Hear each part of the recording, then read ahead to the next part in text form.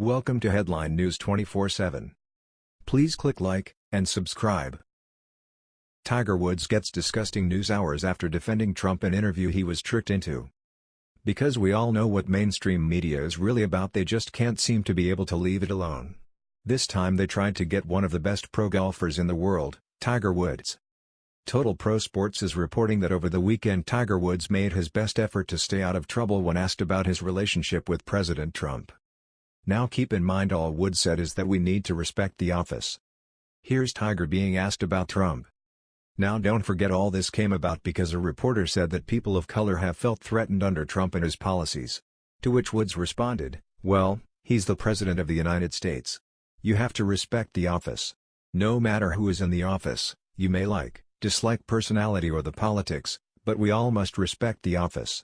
Of course, these common-sense comments angered some of his supporters such as Max Kellerman and Stephen A. Smith, who are the hosts in the video posted below.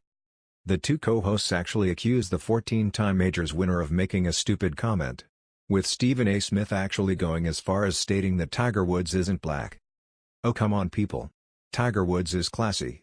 He isn't one of those ball tossers from the NFL who are still much part of the ghetto culture, although they are worth millions. Woods said nothing wrong here, and it's about time everyone takes a step back and breathe. If more people were like Tiger Woods, our nation would be a lot better off than it is today. Since Woods knows he is a legend at golf, and because of this no one really cares to know his politics or what he thinks.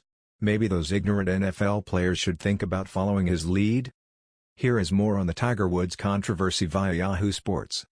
After a week that saw tumultuous legal and political troubles for the president, as well as the death of Senate icon John McCain and yet another mass shooting, President Donald Trump began Monday by venturing back into a bit of morning drive sports talk.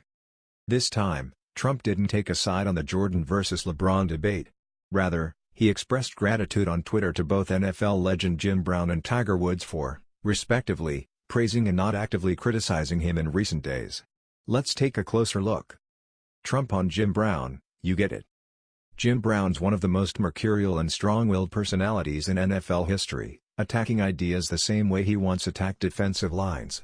As a young man, he stood in solidarity with Muhammad Ali when Ali refused to go to Vietnam. In recent years, he's spoken out against NFL protesters. Last week, he mounted a full-throated defense of Trump on the syndicated JT The Brick radio show.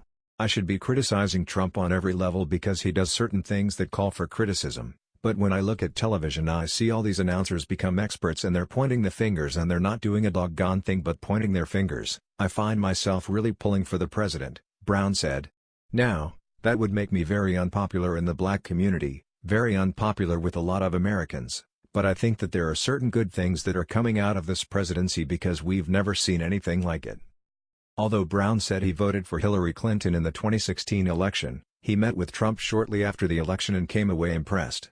What that has to do with African American employment is unclear, but Trump is correct. The unemployment rate for African Americans is currently at its lowest point since the Bureau of Labor Statistics began tracking it in 1972. Trump on Tiger Woods, he is very smart. Over the weekend, Woods finished well off the lead at the Northern Trust Open. Woods has studiously stayed out of political matters, largely confining his political contacts to rounds of presidential golf. He and Trump have long been friendly through Trump's golf course ownership, and after his round Sunday, a reporter decided to venture into Trump territory. "At times, especially 2018, I think a lot of people, especially immigrants, are threatened by him and his policy. What do you say to people who might find it interesting that you have a friendly relationship with him?" "Well, he's the President of the United States," Woods replied. "You have to respect the office. No matter who is in the office, you may dislike personality or the politics, but we all must respect the office." Again, Trump noticed. Despite what the president is trying to assert here, the question asked of Woods was a valid one. Trump is, by even the most generous estimation, a divisive president, and any public figures aligning themselves with him, yes, or with any president before him, deserve the question of how much of the president's policies they endorse. Granted, you can quibble with the timing of the question. Woods shot down a clumsy follow-up attempt, an overly broad question about race relations, by saying he just finished 72 holes of golf and wanted to get something to eat. That was probably wise. It's tough to navigate current political waters with months of preparation, much less right after walking off a golf course. That was the news. We thought you might be interested in knowing about this. Please click like and subscribe. Thank you.